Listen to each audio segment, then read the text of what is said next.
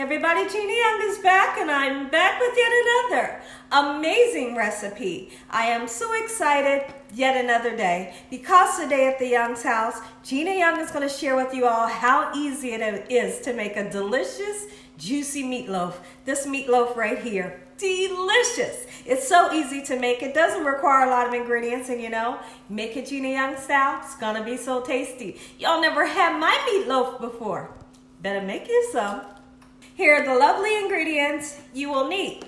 The first ingredients that you will need is some type of ground meat. Now, I have 2 pounds of ground beef, and then I have 1 pound of ground turkey. Use any kind of ground meat you would like to use. Heck, if you wanted to use a ground chicken, you could. Absolutely, you could. Now, we have 2 eggs, a really interesting ingredient, and we'll talk about that a little later. We have another interesting ingredient, which is milk. We'll be using some milk and also a couple of veggies so we can make this thing look beautiful and also taste good. So we have a red bell pepper, a beautiful green bell pepper, a nice onion here, and then we have another interesting ingredient. We have cornflake crumbs. Kind of like breadcrumbs, but they're made out of cornflakes. They're not made out of frosted flakes. These do not have the sugar on them. Now, the reason for me having the breadcrumbs is those of you that don't want to use the cornflake crumbs, you can use breadcrumbs. And we have some tomato sauce here. And also we have some ketchup. And you're going to need a couple of spices so we can make this thing taste good. So we have some garlic powder, we have some onion powder, some black pepper and salt. Make sure your hands are impeccably clean. Let's get started with this really easy recipe, Gina Young style. I couldn't be more excited to share with you all how easy it is to make a delicious meatloaf. I mean, like, meatloaf should be a staple in you and your loved one's household. It just should. Meatloaf is something that I grew up on, and I've always loved me a good meatloaf, especially when it gets cold. And then the next day you decide to make a meatloaf sandwich out of it. Listen here. Meatloaf is so easy to put together, and when it's kind of relaxing to me because you just kind of throw everything into one bowl. You go in. I like to go in with my hands. I do. Make sure your hands and your arms are nice and clean, and you just go in and you work that meat with all of them spices. It kind of relaxes me for some reason. Now, if you're a squeamish person, absolutely you could use gloves if you wanted to. So what I'm going to do is I'm going to chop up our bell peppers just like so in this manner. And then it's up to you all to decide, do I want to put my bell peppers in raw? Because guess what? You can put them in raw. And I have done that plenty of times. But there's one secret that I learned, and the secret is out of the hat. Is that the right term? Well, the secret is out because I feel like when you take your bell peppers and your onions, you get them nice and sauteed, what happens is, number one, you help the cooking process, right? Because if you don't cook them before you put them into the meat, sometimes your meatloaf will be done and those bell peppers, they'll be kind of hard. We're not looking for that. Number two, when you cook your bell peppers and onions, they get a nice little beautiful sweet taste. Then you throw them in to your mix them up, and it makes your meatloaf taste better. So you decide which one you want to do. Like I said, they both taste delicious, but which one tastes better is when you saute them. So we're going to saute our bell peppers and onions today using just a little tiny bit of vegetable oil. You can use butter if you wanted to, and I like to get crazy with the bell peppers and onions. I'm going to put a lot in. So I'm going to cut this bell pepper up just like so in this manner, same like I did the red, and then I'll cut the onion off camera and I'll be right back. So now we have our onions nice and cut. All right, I don't know why I chose such a little pan, but we're going to work it out. I got the tiny pan going. Okay, so we're going to cook those veggies until, you know, the onions are barely translucent. And what translucent means is your onions have begun to start to turn kind of like clear in color. And the vegetables are getting a little bit soft. Not mushy, but soft. And like I said, while that's happening, they're getting nice and sweet. Okay, and very flavorful. Now, let's go ahead and season. We're going to put in some salt. Not too much. Don't get crazy with it, because your loved ones can always put, you know, like more salt on if they want. We're going to go in with a nice amount of black pepper. You need it. okay? Just like so. And then we're going to put in some onion powder. I'm going to get kind of crazy with the onion powder. Great taste there, even though we're putting fresh onion in. And then we're going to put some garlic powder in, just like so. Now, we're going to put 2 eggs in. All right? Sometimes you'll see me put 3 in, but you know, if we're using 3 pounds, you only really need 2. The egg is to hold your meatloaf together. It kind of helps to bind the loaf together. And then we're going to do something really interesting is we're going to put some ketchup in. Sometimes you will see me put a little bit of mustard in there as well. Sometimes you'll see me do that.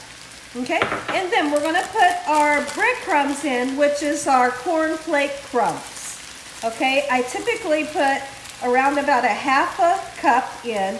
And what I like to do is do what Grandma would always do.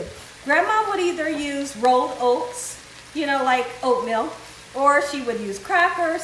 Sometimes you would see her just break apart some white bread. But what she would do is she would take some milk and she would pour it on top of the bread, pour it on top of her oats or her crackers, and she would just go in with her hands like we're gonna do right now.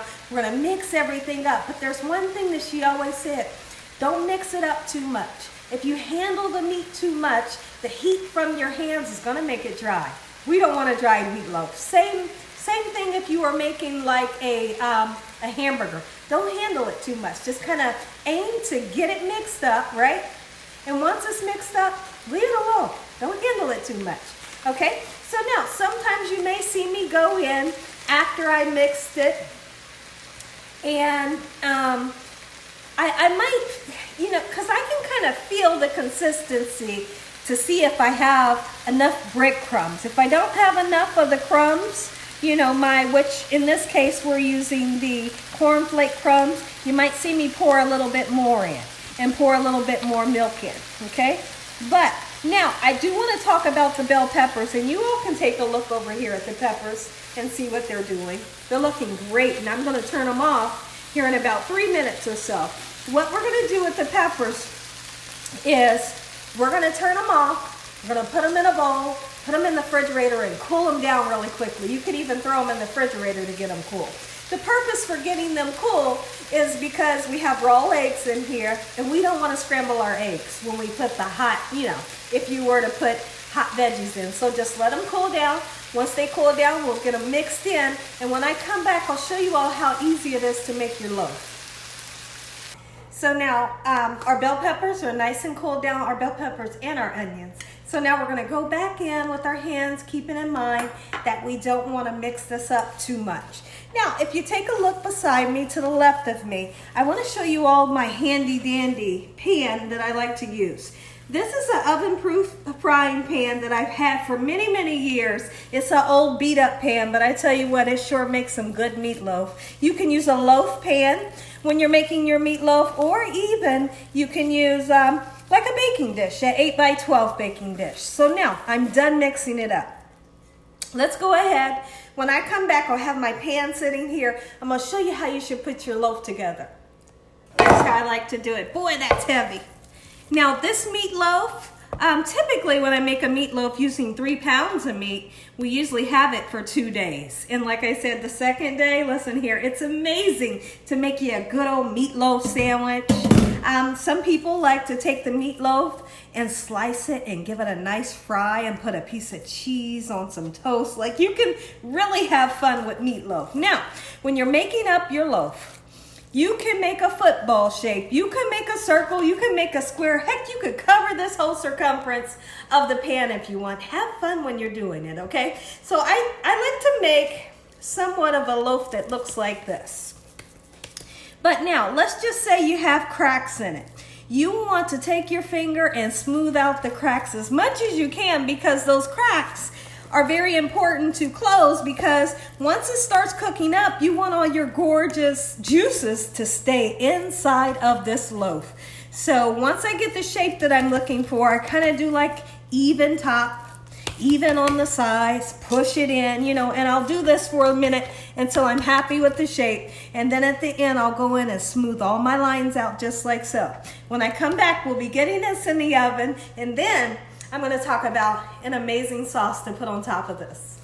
Now, I have my oven preheated to, excuse me, I have my oven preheated 350 degrees, and I always like to put a little bit of water in the bottom of my pan. You see that there? I might not use all of it, but let's just see how much I use.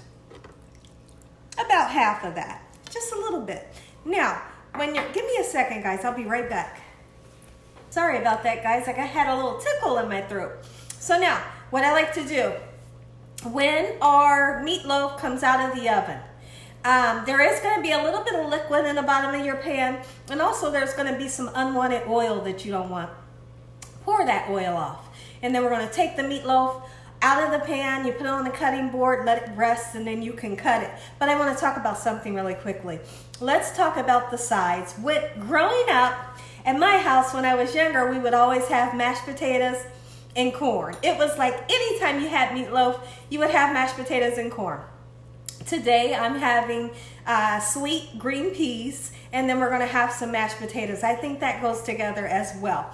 So you'll probably get to see me cook the mashed potatoes. We had the mashed potatoes the other night, so we're just going to reheat them, and then I'll throw together some peas real quick when I come back.